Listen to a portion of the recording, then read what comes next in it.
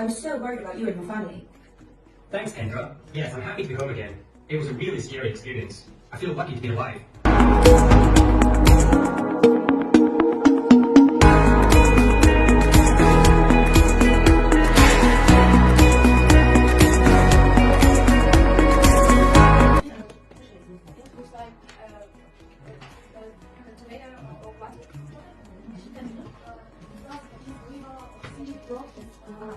When the river was broken.